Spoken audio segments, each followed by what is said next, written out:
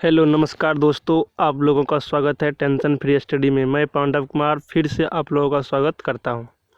दोस्तों, आज हम लोग क्लास 10th का साइंस का जो पहला चैप्टर है प्रकाश का परावर्तन एवं अपवर्तन, उससे संबंधित कुछ महत्वपूर्ण ऑब्जेक्टिव टाइप प्रश्न लेकर आए हैं, जो कि आपके एग्ज़ाम में पिछले कई वर्षों में बहुत बार पूछा गया है। तो आप यदि इन लगभग 30 प्रश्नों में से 25 प्रश्नों का जवाब सही देते हैं, समझिए आपका तैयारी बेहतर हो चुका है और आप जो है 100% अपनी तैयारी को देने के लिए और अपनी तैयारी को अच्छा करें, बेहतर करें। चलिए हम आपका ऑब्जेक्टिव टाइप प्रश्न को स्टार्ट करते हैं। आप जवाब देना स्टार्ट कीजिए। तो आपका फर्स्ट प्रश्न है कि सर्च लाइट का परावर्तक सतह होता है। आप लोग सर्च लाइट के बारे में परिचित होंगे। स्टेशन हो या कहीं प्लेटफॉर्म हो या बस स्टैंड या कहीं पर जो सर्च किया जाता है वस्तु को या हम लोग का जो सामान होता है या किसी व्यक्ति को एग्ज़ाम हॉल में अंदर करने से पहले, तो वो जो सर्च लाइट होता है उसमें कौन सा दर्पण लगा होता है, तो उसमें जो है अवतल लगा होता है। तो आप लोग, हम उम्मीद करते हैं कि जवाब आप लोग सही दिए होंगे, अवतल लगा होता है। तो ऑप्शन नंबर बी आपका सही। नेक्स्ट प्रश्न आपका आ जाता है कि काल्पनिक प्रतिबिंब होता है। काल्पनिक प्रतिबिंब, देखिए काल्पनिक का मतलब हो गया जिसका आभास कर सकते हैं, कल्पना कर सकते हैं, जिसको हम देख नहीं सकते हैं या पर्दा पर उतार नहीं सकते हैं, काल्पनिक प्रतिबिंब होता है। तो काल्पनिक प्रतिबिंब हमेशा क्या होता है, आप लोग जवाब दीजिए। तो आप लोग का जवाब क्या है अपने कमेंट बॉक्स में सभी का दें। तो ये आपका हो जाएगा सीधा। काल्पनिक प्रतिबिंब जो भी होगा वो हमेशा सीधा होगा। अब नेक्स्ट प्रश्न आपका आ जाता है कि किस लेंस के द्वारा सिर्फ काल्पनिक प्रतिबिंब बनता है। यहाँ मिस्टेक हो गया है, बनता है। किस लेंस के द्वारा बनता है। देखिए लेंस के द्वारा जो है, उत्तल जो लेंस होता है उसमें काल्पनिक और वास्तविक दोनों बनता है उत्तल लेंस में, लेकिन अवतल लेंस जो होता है उसमें केवल जो है काल्पनिक प्रतिबिंब बनता है लेंस में। और यदि आपको यहाँ पे पूछे किस दर्पण में, यदि आपसे यहाँ पूछे किस दर्पण में सिर्फ काल्पनिक प्रतिबिंब बनता है, तब आपका हो जाएगा आंसर यहाँ पे दर्पण रहेगा तब उत्तल दर्पण, और अभी लेंस है तो अवतल लेंस। तो आपका आंसर हो जाएगा बी हो जाएगा। तो आप लोग इन दोनों बातों को ध्यान में रखिए और आपका क्वेश्चन जो है इस प्रकार से चेंज भी हो सकता है। नेक्स्ट प्रश्न आपका आ जाता है कि निर्गत किरण एवं अभिलंब के बीच के कोण को कहते हैं। निर्गत किरण मतलब जो हुआ, जैसे मान लीजिए ये एक परावर्तक सतह, ये रजतित के अवरंगा हुआ भाग है, इस पर प्रकाश ये परत, ये हो गया आपतित किरण। जब आपतित किरण जहाँ पड़ता है वहाँ पे एक अभिलंब खींचते हैं, अभिलंब, ये अभिलंब हो गया। यहाँ से जो निर्गत किरण, ये निर्गत किरण हो गया, इधर जो निकला ये निर्गत किरण हुआ, निर्गत किरण। तो करा अभिलंब और निर्गत किरण के बीच, तो ये कोण जो होगा, ये कोण, तो इस कोण को क्या कहते हैं, तो इस कोण को जो कहते हैं, यह कोण मेरा परावर्तन कोण। ये आपतित किरण हो गया, ये आपतन कोण, ये परावर्तन कोण। तो आपका आंसर हो जाएगा बी। इसको हम लोग क्या बोलते हैं, परावर्तन कोण। नेक्स्ट प्रश्न आपका जाता है किस दर्पण से वस्तु का बड़ा प्रतिबिंब बनता है। देखिए वस्तु का बड़ा प्रतिबिंब किस दर्पण से बनता है, समतल दर्पण, अवतल दर्पण, उत्तल दर्पण। तो आप लोग को पता है कि दाढ़ी बनाने जाते हैं आप लोग, वहाँ पर किस दर्पण का प्रयोग करते हैं। तो दाढ़ी बड़ा बड़ा दिखे तो आसान हो दाढ़ी बनाने में, तो वहाँ पर अवतल का प्रयोग होता है। तो क्वेश्चन घुमा कर भी पूछ सकता है कि दाढ़ी बनाने में कौन सा दर्पण प्रयोग करते हैं या किस दर्पण में बड़ा प्रतिबिंब बनता है। तो आपका दोनों का जवाब हो जाएगा अवतल दर्पण। आप लोग प्रत्येक प्रश्न को दिमाग में गहराई से व्यवस्थित कीजिए। आप लोगों का कोई भी सवाल हो या राय हो या किसी टॉपिक पर वीडियो चाहते हैं, या आपका कोई भी प्रश्न जो आपको समझने में परेशानी हो रही है, हल नहीं हो रही है, तो आप हमें जो है कमेंट बॉक्स में ज़रूर बताएं, हम आपकी हर संभव मदद करने की कोशिश करेंगे। नेक्स्ट प्रश्न आपका जाता है कि जब प्रकाश की किरण हवा से कांच में प्रवेश करती है। हवा से कांच, हवा जो हो गया एक विरल माध्यम हो गया, पतला, कांच में अधिक कण होता है। तो हवा से कांच मतलब विरल से सघन में। तो आपको पता है विरल से सघन मतलब आप जो है मान लीजिए हवा से दौड़ते हुए पानी में प्रवेश कीजिएगा तो आपका गति समान तो रहेगा नहीं, मतलब पहले अधिक रहेगा और बाद में पानी में जाने के बाद कम। या कांच पे, मतलब कांच में प्रकाश जब जाती है तो उसका प्रकाश जो है मतलब कण की मात्रा अधिक हो जाती है, तो वहाँ पे क्या होता है अभिलंब की ओर निकट हो जाता है, मतलब झुक जाता है, अभिलंब की ओर झुक जाती है। तो आपका आंसर हो जाएगा बी। जब प्रकाश की किरण हवा से कांच में, मतलब मुख्य पॉइंट यही है सिद्धांत की विरल से सघन में जाती है तो अभिलंब के निकट मुड़ जाती है। तो आपका ऑप्शन नंबर बी हो गया। नेक्स्ट प्रश्न है, एक साइड मिरर के रूप में किस दर्पण का प्रयोग होता है? साइड मिरर मतलब गाड़ी के बगल में जो उपयोग किया जाता है। तो आप लोग को पता है कि उत्तल दर्पण का क्यों किया जाता है? क्योंकि यह अधिक मात्रा में अधिक वस्तु का इमेज बनाता है और छोटा इमेज बनाता है और सीधा इमेज बनाता है। नेक्स्ट आपका आ जाता है, निम्न में से कौन सा पदार्थ लेंस बनाने के लिए प्रयुक्त नहीं कर सकता है? तो आपको पता है कि मिट्टी जो है लेंस बनाने के लिए प्रयोग नहीं कर सकते हैं। जल, कांच, प्लास्टिक कर सकते हैं तीनों। तो नहीं कर सकता तो वो नहीं आपका मिट्टी हो जाएगा। नेक्स्ट प्रश्न आपका एक उत्तल लेंस को कहते हैं। देखिए उत्तल लेंस को क्या कहते हैं? नेक्स्ट प्रश्न आपका यही है। देखिए उत्तल लेंस और अवतल लेंस, लेंस मुख्य रूप से दो प्रकार का होता है। तो उत्तल लेंस जो होता है वो प्रकाश को एक बिंदु पर जमा कर देता है। क्या करता है? जमा कर देता है। तो जो जमा करता है उसको अभिसारी लेंस कहते हैं। जो प्रकाश को एक बिंदु पर जमा कर देता है जो लेंस, उसको अभिसारी लेंस कहते हैं। आप देखते होंगे कभी कभी वो लेंस जो कि धूप में लगाते हैं तो सूर्य का धूप को एक जगह जमा करके कागज़ को जला देता है। मतलब जितना सारा धूप उस सतह पड़ता है उन सभी को एक बिंदु पर जमा करता है।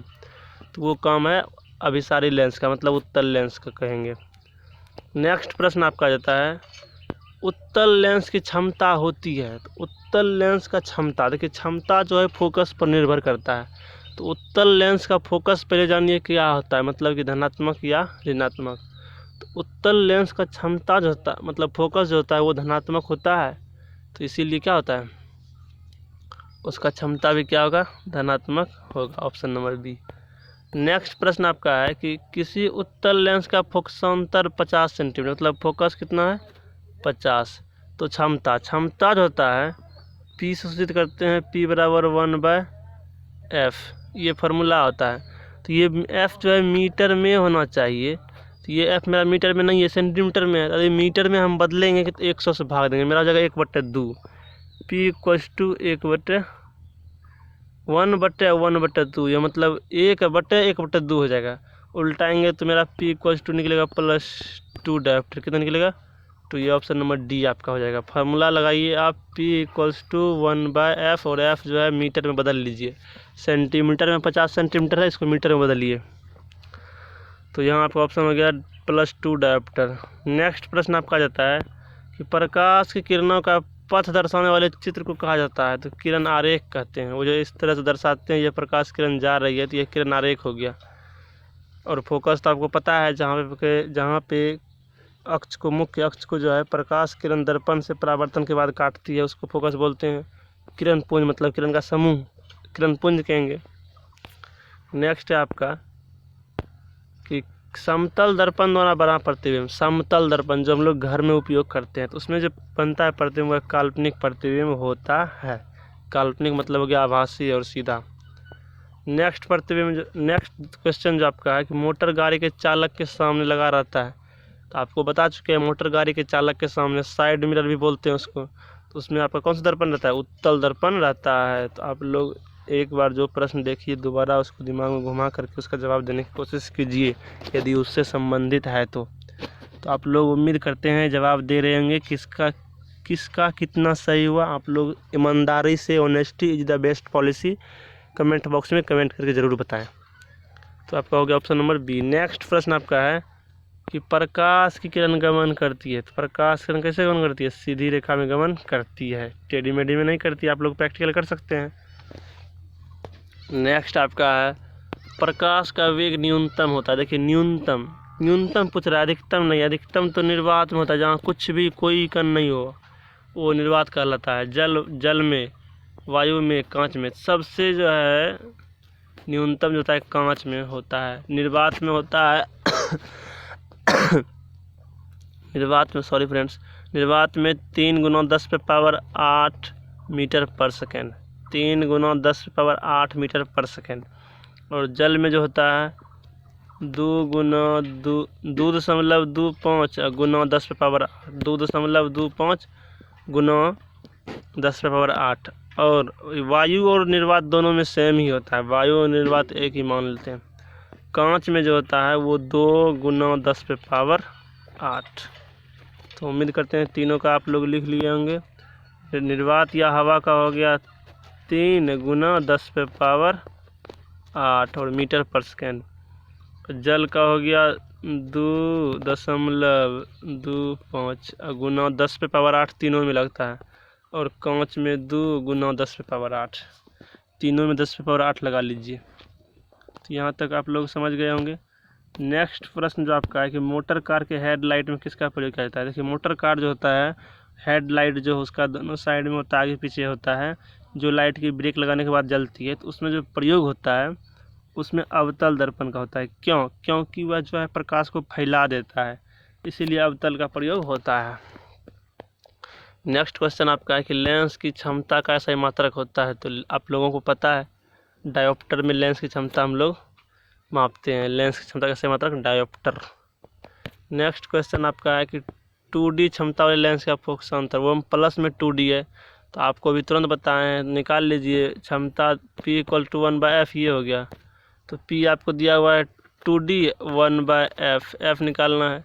f ये आपका मीटर में होगा, तो आपको क्या करना है, ये f को यहाँ 2 के पास लाइए, 2 को यहाँ लाइए और क्या कीजिए 100 से गुना कर दीजिए, तो आपका फोकस निकल जाएगा 50 सेंटीमीटर। अभी पीछे क्वेश्चन देखे हम लोग कि 50 सेंटीमीटर दी फोकस है तो 2D क्षमता निकला था। तो अभी क्षमता दिया हुआ है तो फोकस पूछा। तो ये सभी जो प्रश्न है बहुत बार एग्जाम में पूछे गए प्रश्न हैं, आपके एग्जाम में भी आने की बहुत ज़्यादा संभावना रखती है, इसीलिए आप लोग ध्यान से इनकी तैयारी करें।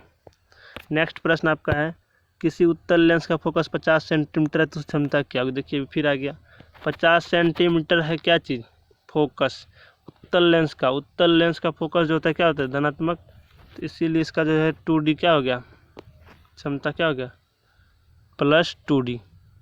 नेक्स्ट क्वेश्चन आपका आ गया कि अवतल लेंस की क्षमता होती है, तो अवतल लेंस की क्षमता होती है ऋणात्मक। क्या होती है, ऋणात्मक होती है। नेक्स्ट प्रश्न आपका है अवतल लेंस को कहते हैं, अवतल लेंस को कहते हैं। देखिए अवतल लेंस क्या करता है, प्रकाश को फैलाता है। तो अपसारी मतलब जो प्रकाश को पसार देता है, इसमें देखिए पसारी है तो मतलब जो प्रकाश को पसारेगा वह कौन सा लेंस होगा, अपसारी लेंस होगा, मतलब अवतल लेंस होगा। और अभिसारी देखें हम लोग उत्तल लेंस को कहते हैं। उत्तल लेंस प्रकाश को एक बिंदु पर जमा कर देता है। अब हम लोग का नेक्स्ट प्रश्न आ जाता है निम्न में से कौन सा पदार्थ लेंस में निकले। आप लोग देख चुके हैं मिट्टी से लेंस नहीं बना सकते हैं। नेक्स्ट क्वेश्चन है प्रकाश के परावर्तन के नियम। प्रकाश का जो परावर्तन होता है वो 2 नियम से होता है, आप लोग जानते हैं। पहला जो होता है वो प्रकाश का आपतन कोण बराबर परावर्तन कोण, मतलब I = R। और दूसरा जो होता है आपतित किरण, परावर्तित किरण एवं आपतन बिंदु पर खींचा गया अभिलंब, तीनों एक ही तल में होते हैं। ये दो जो है प्रकाश के परावर्तन के नियम हैं। अब हम लोग नेक्स्ट प्रश्न देखते हैं जब प्रकाश किरण हवा से कांच में, अभी आप लोग ये देख चुके हैं अभिलंब के निकट, पीछे क्वेश्चन ये देख चुके हैं आप लोग। प्रकाश किरण जब हवा से कांच में, मतलब हवा हो गया विरल और कांच हो गया सघन, विरल सघन हो जाएगा तो अभिलंब के निकट मुड़ेगा।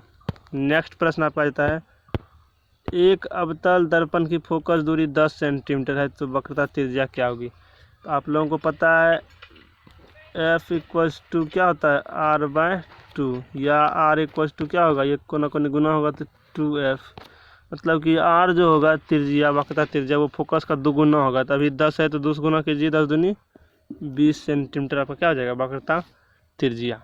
बहुत ही आसान है। इन सभी में आपको कहीं भी समझने में परेशानी हो आप कमेंट कीजिए, हम आपको स्पेशल आपके लिए फिर से वीडियो बनाकर आपको हम समझाएंगे। नेक्स्ट क्वेश्चन आपका आ जाता है निर्गत किरण एवं अभिलंब के बीच। ये क्वेश्चन रिपीट हो गया है, निर्गत किरण और अभिलंब के बीच। ये देखिए ये हो गया आपतित किरण, ये हो गया निर्गत किरण, ये बीच में अभिलंब डालते हैं तो निर्गत और अभिलंब के बीच ये हो गया परावर्तन कोण। आप लोग आसानी से समझ गए होंगे।